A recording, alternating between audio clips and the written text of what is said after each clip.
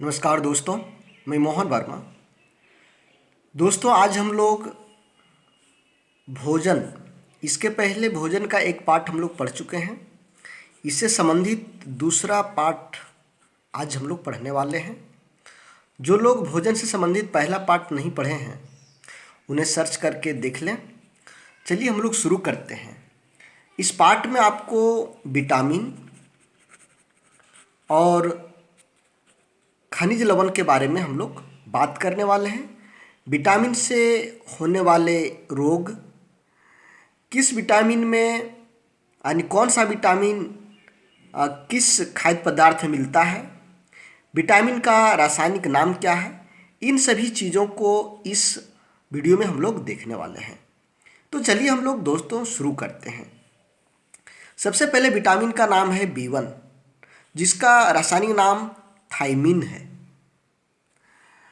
स्रोत अनाज से, फलियां, दूध, यीस्ट, अंडे, मांस। विटामिन B1 आपका अनाज से मिलता है, फलियों से मिलता है, दूध से मिलता है, यीस्ट से मिलता है, अंडे से मिलता है और मांस से मिलता है। इसका कार्य क्या है शरीर में? कार्बोहाइड्रेट्स एवं अमीनो अम्ल उपापचय के लिए आवश्यक। यह क्या करता है? B1 यानी थायमिन जो है, हमारे शरीर के कार्बोहाइड्रेट्स और अमीनो अम्ल के उपापचय के लिए आवश्यक है और एंजाइमों का सह एंजाइम है। इसकी कमी से बेरी नामक बीमारी होती है। जो बच्चों की अस्थियां यानी हड्डी सीधा रहना चाहिए, ये इसे टेढ़ा हो जाता है, मुड़ जाता है, मुलायम हो जाता है। ये आपका हुआ विटामिन B1 की कमी से, यानी विटामिन थायमिन की कमी से। यदि बच्चों को बेरी हो जाता है तो भोजन में हम क्या ज़्यादा देंगे? चूँकि सीटेट में थोड़ा घुमा फिरा करके प्रश्न देता है, इसलिए इसमें आपको समझना पड़ेगा कि मान लीजिए वो लिख दे कि किसी बच्चे का अस्थियां मुलायम होकर के टेढ़ा हो गया है।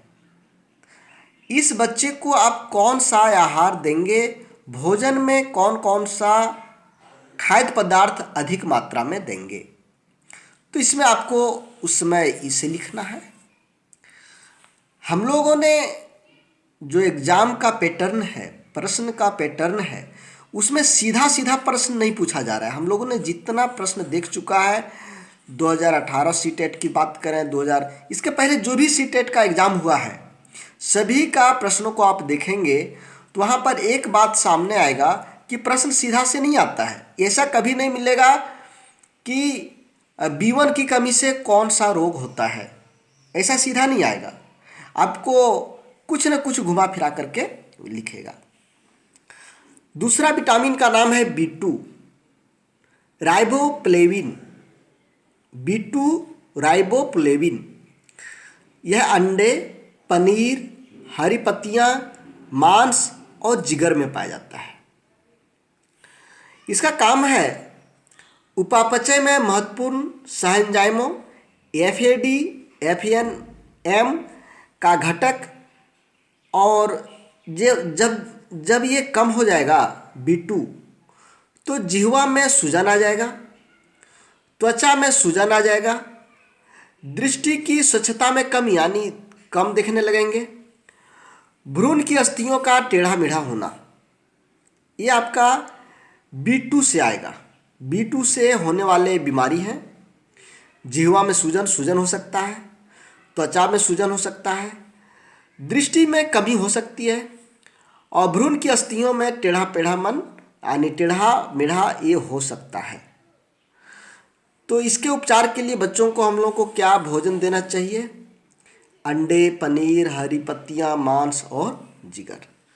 उसके बाद आता है B6 पायरिडॉक्सिन। यह किन खाद्य पदार्थों में मिलता है? अनाज में, मांस में, मछली में, दूध में, जिगर में। इन सबों में B6 यानी पायरिडॉक्सिन मिलता है। इसका काम है प्रोटीन उपापचय यानी प्रोटीन को पचाना एवं आवश्यक एंजाइमों का सह एंजाइम है। कुछ एंजाइमों का ये सह एंजाइम के रूप में काम करता है। उसके बाद आता है B12 साइनोकोबालमिन। यह किसमें किसमें मिलता है? मांस में, मछली में, जिगर में, अंडा में, दूध में। ये क्या करता है? वृद्धि, न्यूक्लिक अम्लों के संश्लेषण में सहायक। कमी से अरक्तता रोग होता है। यदि B12 की कमी हो जाए शरीर में तो यह रक्तता नामक बीमारी हो सकता है। दोस्तों, अभी तक हम लोगों ने B1, B2, B6, B12 इतना विटामिन देख चुके हैं। ये सभी विटामिन जल में घुलनशील है, जल में घुलनशील है। ये विटामिन जो हम लोगों ने देखा B1, B2, B6, B12 जल में घुलनशील है। उसके बाद आता है विटामिन का नाम निकोटिनिक अम्ल। ये ईस्ट में पाया जाता है, मांस में पाया जाता है, मछली में पाए जाते हैं, अंडा, दूध, मटर, मेवा में। उपापचय में महत्वपूर्ण सह एंजाइम है। NAD तथा NADP का घटक है और इससे पेलाग्रा नामक बीमारी होती है। निकोटिनिक अम्ल से यानी इसकी कमी से पेलाग्रा नामक बीमारी होती है। उसके बाद आता है विटामिन का नाम में फॉलिक एसिड। फॉलिक एसिड हरी पत्तियों में पाया जाता है, जिगर में पाया जाता है, सोयाबीन में पाया जाता है, ईस्ट में पाया जाता है और फलियों में पाया जाता है। इसका काम है वृद्धि करना, रुधिरनाओं का निर्माण करना यानी रक्त के निर्माण में सहायता प्रदान करना, DNA के संश्लेषण में सहायता करना। दोस्तों, यह जो फॉलिक अम्ल है, फॉलिक एसिड है, आप देखेंगे अधिकांशतः महिलाओं को जब भी डॉक्टर घर जाए फॉलिक एसिड की टैबलेट दे दिया जाता है, क्योंकि महिलाओं को अधिक ब्लड की ज़रूरत होती है, इसलिए इन्हें फॉलिक एसिड अधिक दिया जाता है। चलिए, उसके बाद आता है विटामिन का नाम है सी, विटामिन C एस्कॉर्बिक अम्ल। एस्कॉर्बिक अम्ल यह नींबू के वंश वाले फलों में मिलता है, टमाटर में मिलता है, आलू की सब्जी मिलता है और अन्य फल में मिलता है। यह कोलेजन तंतुओं, हड्डियों के मैट्रिक्स, दांतों के डेंटिन का निर्माण और इससे अस्कर्वी रोग होता है। इससे क्या क्या होता है? कोलेजन तंतुओं की निर्माण, हड्डियों के मैट्रिक्स का निर्माण, दांतों के डेंटिन का निर्माण इससे होता है। यदि हमारे शरीर में C यानी एस्कॉर्बिक अम्ल की कमी हो जाए तो अस्कर्वी नामक रोग हो सकता है। उसके बाद आता है विटामिन का नाम H, विटामिन H, जिसको हम बायोटीन के नाम से जानते हैं।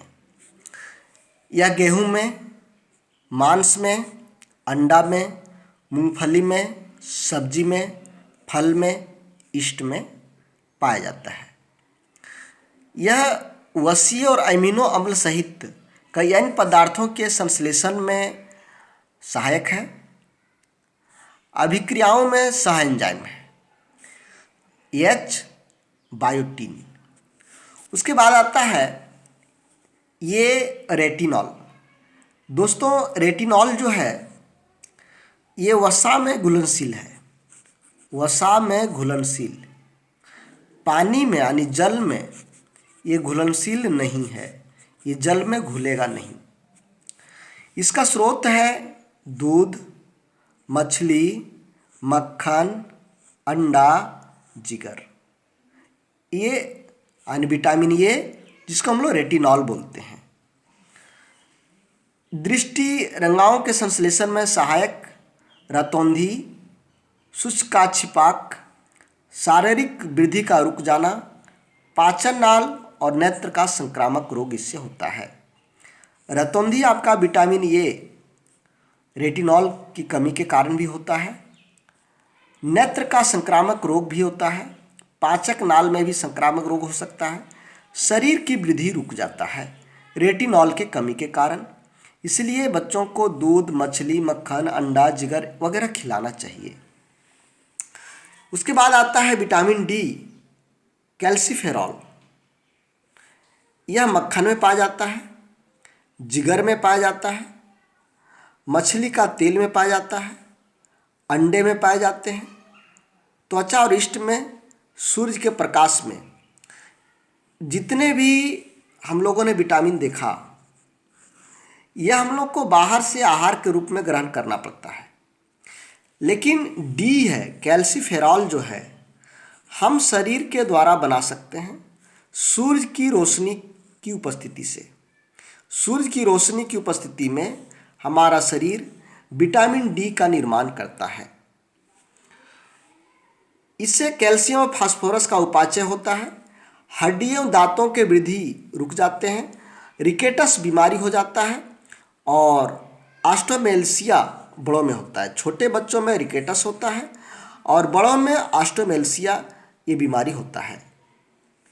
उसके बाद आता है विटामिन का नाम ई, टोकोफेरॉल। यह तेल में, गेहूं में, अंडों की जर्दी में, सोयाबीन में पाया जाता है। इसका कार्य कौन सा रोग उत्पन्न होता है ये देखिए। कोशिका कला की सुरक्षा प्रदान करता है। जननिक एपिथेलियम की वृद्धि करता है। पेशियों की क्रियाशीलता बंधता को बढ़ाता है। पेशी और तंत्रिका तंत्र संबंधी गड़बड़ी इससे होता है यदि ये विटामिन ई टोकोफेरॉल नहीं लेंगे तो। विटामिन के, नेप्थोक्विनोन, ये हरी पत्तियों में, गोभी में, टमाटर में, सोयाबीन में, अंडा में, जिगर में, इन सभी चीज़ों में पाया जाता है। इससे जिगर में प्रोथ्रोम्बिन के संश्लेषण में सहायक होता है। तो दोस्तों, हम लोगों ने भी विटामिन देखा और विटामिन की कमी से होने वाले रोग के बारे में देखा। दोस्तों, नेक्स्ट वीडियो में हम लोग खनिज लवण के बारे में देखने वाले हैं। धन्यवाद दोस्तों। जय हिंद, जय भारत।